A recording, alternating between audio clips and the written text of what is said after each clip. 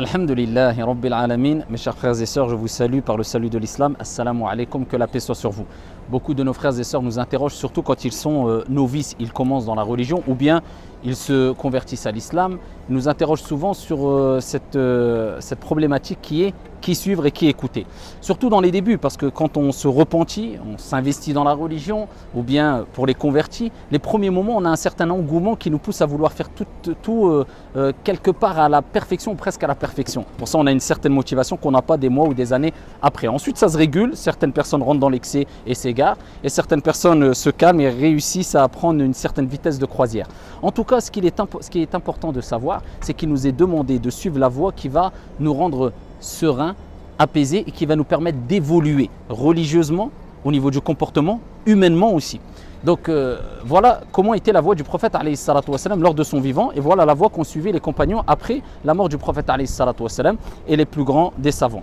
Donc ici, il faut savoir que quand on évoque le prophète Mohammed alayhi salatu wassalam, eh bien les premiers mots qui nous viennent à l'esprit, c'est le bon comportement, le pardon, le côté humain qu'avait le prophète alayhi salatu wassalam, la gentillesse, l'ouverture d'esprit, le sourire. Eh bien celui qui agit de telle sorte, c'est-à-dire avec ce comportement humain de miséricorde, le visage détendu, le sourire, et sur la voie du prophète alayhi salatu wassalam, celui-là eh bien, montre de façon apparente des signes qui pourrait laisser croire qu'on peut le suivre. Contrairement à l'autre personne qui a toujours le visage renfrogné, qui quand tu le vois, il te regarde comme si tu es toujours méfiant. Est-ce que tu es quelqu'un de la sunna ou de la bid'a? L'air de dire que voilà, il y a deux clans dans l'islam, soit tu es parmi nous et donc tu es sur la vérité, soit tu es contre nous, tu es sur l'égarement, vous en enfer, wal'iyadhu billah.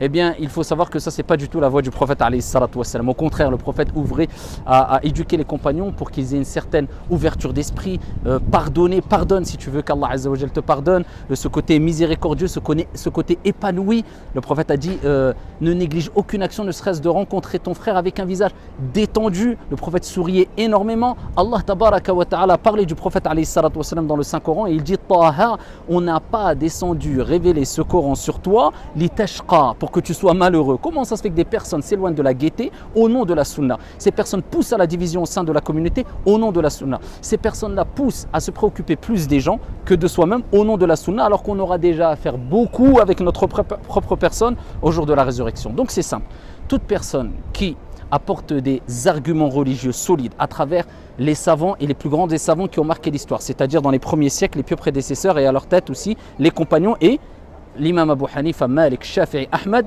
est celui qui te permet d'évoluer spirituellement, religieusement, au niveau de ton comportement et aussi humainement.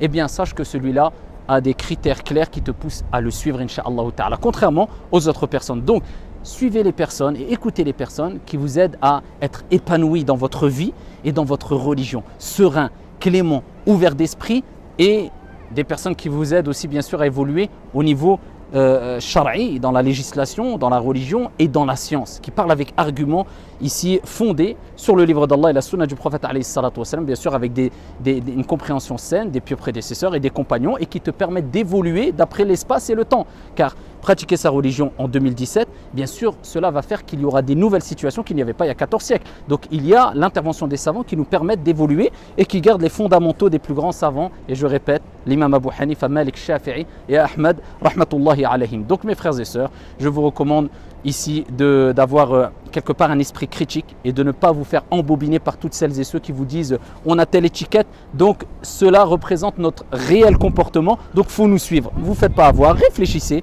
vous n'êtes pas bête, alhamdulillah, Allah vous a donné un esprit, une raison, réfléchissez, cherchez les arguments religieux et cherchez le comportement ici qui va permettre une certaine évolution dans votre vie religieuse, spirituelle et ici comportementale. Qu'Allah Azza wa Jal vous préserve et vous accorde réussite ici-bas et dans le delà. Qu'Allah Tabaraka wa Ta'ala vous éloigne de ce qui divise et vous rapproche de ceux qui unissent. Et qu'Allah Tabaraka wa Ta'ala nous unisse tous sur la vérité. Que Dieu vous préserve. Salam alaikum.